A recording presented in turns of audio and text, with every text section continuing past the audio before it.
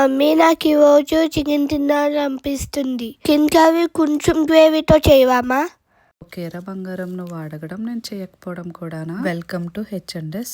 ఈరోజు మనము చాలా సింపుల్గా అండ్ టేస్టీగా ఉండే చికెన్ సెమీ గ్రేవీని ఎలా ప్రిపేర్ చేసుకోవాలో తెలుసుకుందాం. ముందుగా చికెన్ని పసుపు అండ్ ఉప్పు వేసుకొని నేను ఒక 3 సార్లు వాష్ చేసుకొని పెట్టేసుకున్నాను.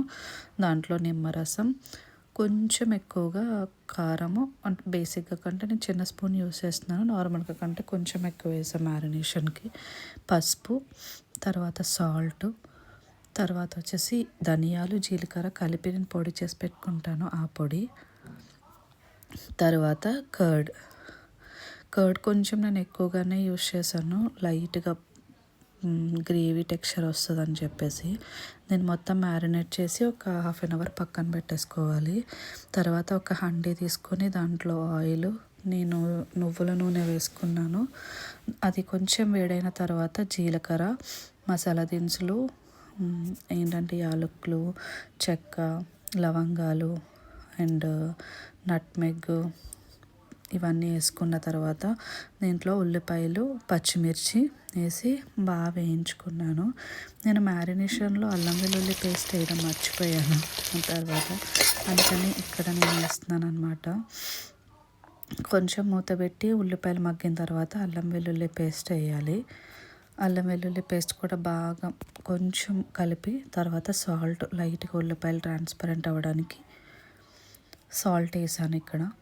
అది కొంచెం వేగినాక కొద్దిగా పసుపు లైట్గా వేసుకున్నాను. ఇప్పుడు ఈ మిశ్రమాన్ని అంతా కొంచెం కలుపుకున్న తర్వాత మ్యారినేట్ చేసుకున్న చికెన్ తెచ్చి అందులో వేసుకోవాలి. నేను హై ఫ్లేమ్లో పెట్టి చికెన్ వేయించుకున్నాను, ఎందుకంటే చికెన్ నుంచి చాలా వాటర్ వస్తుంది కాబట్టి.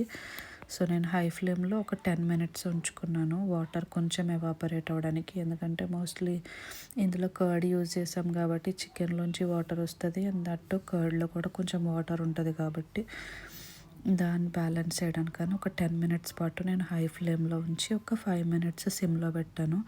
ఈ ప్రాసెస్ అంతా కంప్లీట్ అవ్వడానికి నాకు ఒక 15 to 18 minutes టైం పట్టింది. చికెన్లో ఉన్న వాటర్ అంతా ఎవాపరేట్ అయిపోయి ఆయిల్ బయటకు రావడానికి నాకు ఒక 15 to 20 minutes టైం పట్టింది. మధ్య మధ్యలో చెక్ చేసుకుంటూ ఉండాలి. లిడ్ ఓపెన్ చేసుకొని గరిటతో ఒకసారి కలుపుకుంటే అడుగు పట్టకుండా ఉంటుంది అన్నమాట. సో మధ్య మధ్యలో నేను చెక్ చేసుకుంటూ ఉన్నాను.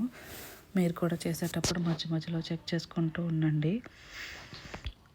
ఇప్పుడు చికెన్ మొత్తం దగ్గరికి అయిపోయిన తర్వాత ఆయిల్ బయటకు వస్తున్న టైంలో టొమాటోస్ వేసుకున్నాను. నేను ఒక 2 tomatoes చిన్న చిన్న పీసెస్ కింద కట్ చేసుకొని వేసుకున్నాను. ఆ టొమాటోస్ కూడా మంచిగా కలిసిపోయేలాగా బాగా కలుపుకొని మూత పెట్టి కొంచెం సేపు మగ్గనివ్వాలి. తర్వాత కొంచెం కొత్తిమీర వేసి కర్రీ మొత్తం దగ్గరికి అయిన తర్వాత చికెన్ మసాలా వేసుకుంటే